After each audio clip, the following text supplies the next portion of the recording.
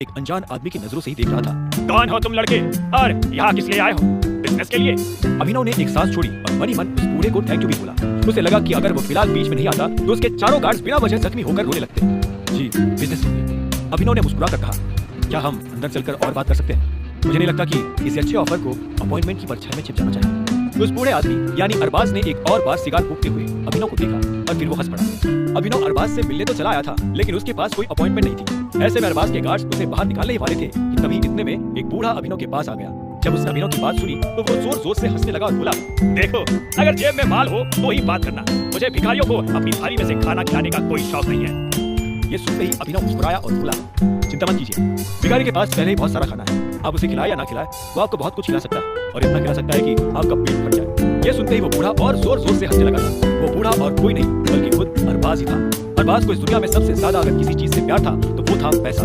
उसने अपनी सिगार फिर से मुंह में डाली और अपने आदमियों को इशारा किया कि वो अभिनव को और रंजन को अंदर जाने दे। सारे गार्ड्स ने दरवाजा छोड़ा और आखिर में अभिनव और रंजन कमरे के अंदर दाखिल हो गए थे। पहले वो कॉरिडोर से निकले और आखिर में एक बड़े लेकिन बेतरतीब से कमरे में दाखिल हो गए। कमरे के हर कोने में किताबें बिखरी हुई थी। उन्हें देखकर ऐसा लग रहा था कि उन्हें कोई नहीं पढ़ता था। साथ ही वहाँ ढेर सारी स्मोकिंग पाइप्स भी थे। उस कमरे के अंदर भी गार्ड्स पहरा देकर बैठे हुए थे। अभिनव ने तुरंत कमरे में चारों तरफ अपनी नजर दौड़ाई और गार्ड्स को गिनना शुरू कर दिया। वो कुल मिलाकर 15 थे। उधर अरबाज को देखकर ऐसा लग रहा था कि वो घबराया हुआ है। इतने में दो गार्ड्स अभिनव और रंजन के पास आए और उनकी तलाशी लेने लगे। उन्होंने अभिनव की जेब से डेबिट कार्ड निकाला और एक आदमी ने कहा, बॉस, कार्ड। अरबाज ये बात सुनते ही तुरंत पलटा। इतने में अभिनव ने उस आदमी से कहा, मेरा कार्ड मुझे वापस दो। यह सुनते ही अरबाज बड़ी सी मुस्कान के साथ बोला, नहीं, मैं यहाँ ऐसा कुछ नहीं करता। जब तक ये मीटिंग खत्म नहीं हो जाती तब तक तुम्हें तुम्हारे कार्ड के लिए इंतजार करना पड़ेगा। मुझे मेरा कार्ड वापस दे दो। वैसे भी मैं जो बात करने आया हूँ उसका कार्ड से कोई लेना देना नहीं है, अभिनव ने कहा। यह सुनकर अरबाज ने उसे एक पल के लिए देखा, अपना पाइप मुंह से हटाया और कुर्सी पर बैठ गया। फिर उसने अपने एक आदमी को देखा और बोला, ये कार्ड इधर लेकर आओ और इन दोनों को यहाँ से बाहर निकालो। तभी रंजन ने कहा, क्या? कम से कम हमें हमारा कार्ड तो ले जाने दो। रंजन की आवाज में उसका डर साफ नजर आ रहा था। अरबाज ने एक पल के लिए रंजन को घूरा और बोला, ये कौन है वैसे? तुम्हें ये नहीं पता कि ये कौन है? इतने में रंजन ने अभिनव की तरफ इशारा करते हुए अरबाज से कहा।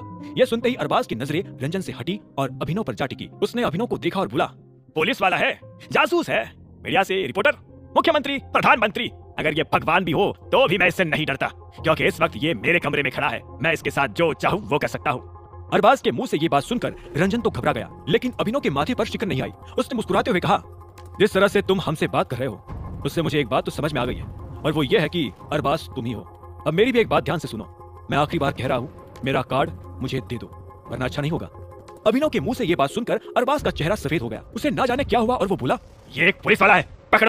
यह सुनते ही रंजन घबरा गया। उसे समझ नहीं आ रहा था कि अब उसे क्या करना चाहिए। इतने में जिस लड़के के हाथ में अभिनव का कार्ड था वो थोड़ा सा पीछे हुआ और बाकी लोग अभिनव की तरफ धीरे धीरे बढ़ने लगे। आगे की कहानी जानने के लिए देखिए अगला एपिसोड सिर्फ पॉकेट एफएम के यूट्यूब चैनल पर, और द रिटर्न ऑफ टाइगर के सारे एपिसोड्स को सुनने के लिए डिस्क्रिप्शन में दी लिंक से डाउनलोड करें पॉकेट एफएम ऐप।